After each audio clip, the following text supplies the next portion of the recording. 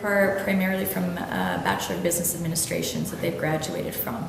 Yeah, I think that I'd love to get someone from, the math program, or the financial math program. I mean, those would be very good candidates that would fit in. We have a lot of analyst positions.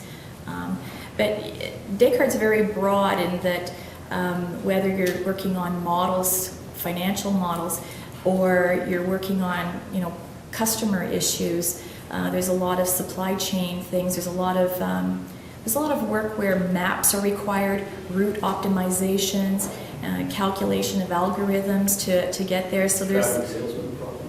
Salesmen's? Traveling salesman problem. Oh yeah. I don't know of any company who doesn't have traveling salesman problems. Can I ask some more about what Descartes does? Yeah. Does Descartes have its own computer network, or is it something that's just accessible through the internet, or is it all private? We have all of our own network. We store it at Q9, and that we process all of the transactions on that network. Okay. So it's proprietary. So everything is proprietary.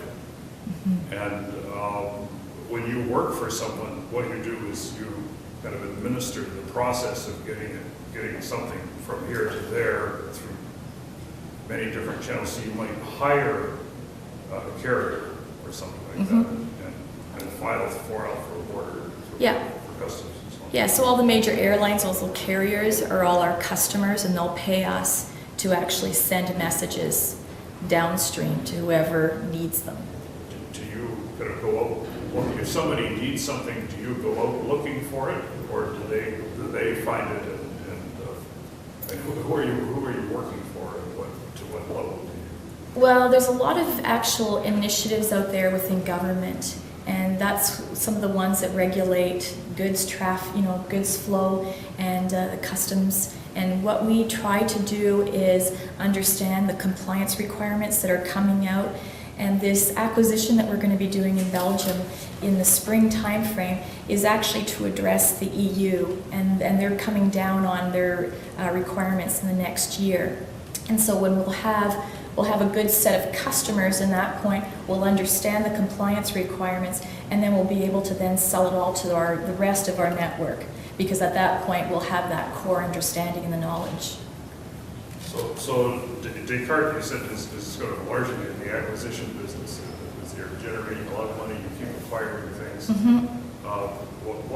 What is this? Is that the strategy? Is it to grow? Yeah, I mean, absolutely. I think that, we have two products at Descartes. We really have the global logistic networks that people want to be part of.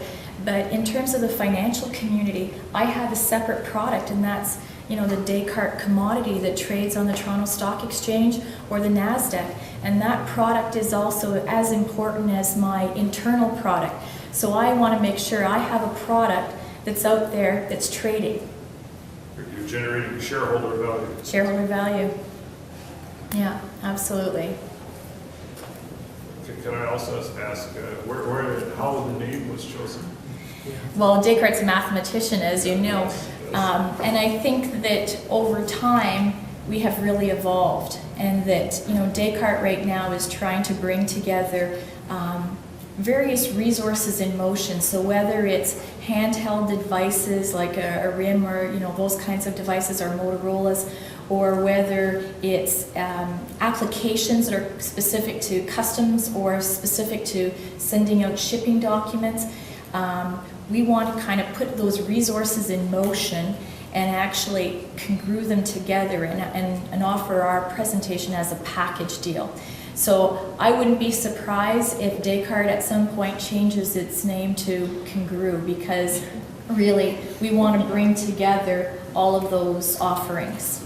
The name reflects something in the past. Yeah. Thank you. I was wondering, for every one acquisition, how many companies or whatever are you looking at? How many get sort of thrown to the wayside after doing some research on them, and how many get actually successful acquisitions? We have about 100 million US in the bank right now, so a lot of what we're going to do is dependent on our fixed cash that we have available right now and our ability to continue to generate that cash. At any given time, we're probably looking at 25 various acquisitions, and we really look towards where we think the potential growth is in that industry, and whether, you know, if the European community's compliance requirements are going to be very big, then obviously we're going to want to have a stronger foothold in our European community and really start doing acquisitions over there. US, as you know, is, you know, in a bit of a recession time, so we're not going to necessarily try to invest a lot in the US at this point. We're looking for the next big thing, you know, China, India, Europe. And so we have a really good concentration of revenues within the US. We probably have about 56% of our revenues that are already generated from the US. So from that perspective, it's probably, you know, we certainly haven't saturated it, but I think that at this point it's really good to diversify our holdings as well. So do I understand that Descartes is sort of a sophisticated brokerage firm that gets things across the border for me? So when I order chemicals from the States, I always get a brokerage fee from Livingston, I think. No, we will process all the information for Livingston. Livingston would probably be our customer, and they would send us the information, say, can you send it over the border?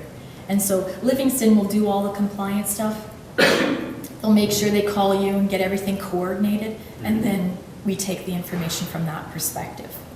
So we are a very large repository of information, and we usually have a very good sense as to, you know, are we heading into bad economic times or not? And we typically check our GLN, our Global Logistic Network, and we say how much volumes are coming out this month. And so we're always in a good position whether or not we need to watch our expenses coming next quarter, or whether or not we can spend in advance, because we have that visibility. So are we recovering? Well, you know what, this is always the hardest point, because if you think about shipping cycles, you know, September will probably be your highest point, because all the goods are actually getting into all of the stores. That's the biggest retail time.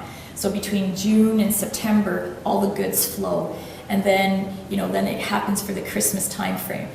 And right now, we're actually always in a seasonal low.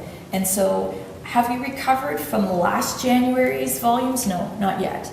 But, you know, are we surprisingly higher than our December volumes? Yes. So, you know, clearly we can see definite signs of recovery in the economy. Absolutely.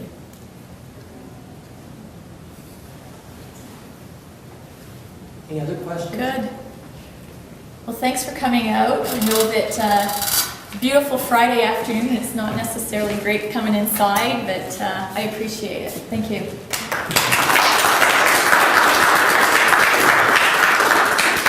I wanted to thank Stephanie and give her a little gift here. I especially thank you for those pictures. and you'd like a copy. Yeah, I had two reactions. One was, oh yeah, I remember that phase. That was the zip-up velour cardigan phase. Don't have those anymore. And the other thing was, I don't ever remember Steve Stack being that young. He just seemed to be old when he got here. Anyway, thank you so much, Stephanie.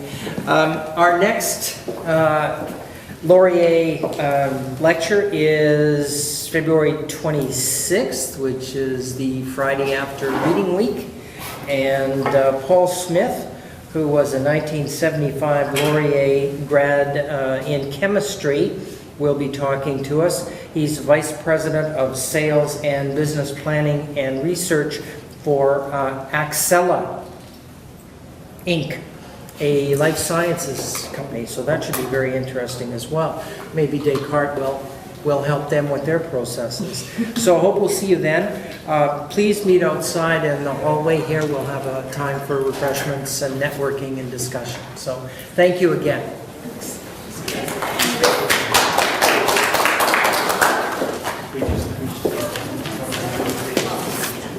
Thank you. Okay.